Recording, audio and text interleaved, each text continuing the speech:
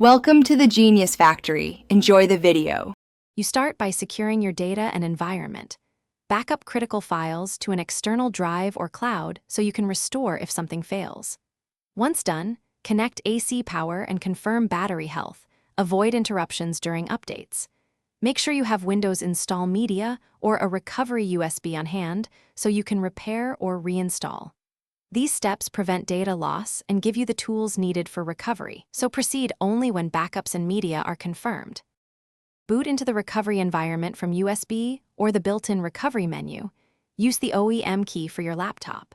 Once there, try automatic repair to fix startup issues quickly. If that fails, choose System Restore to revert to a known good point.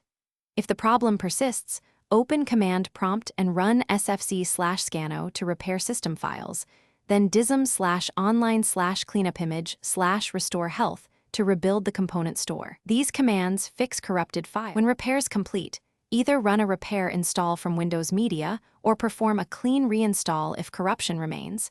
Choose the option that preserves files when you can. Once Windows boots normally, immediately install updated drivers and run Windows Update to close vulnerabilities and prevent recurrence.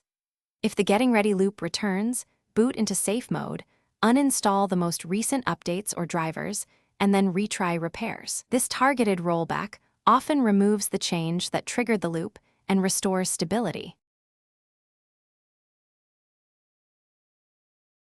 Thanks for watching. If you found this helpful, don't forget to like and subscribe.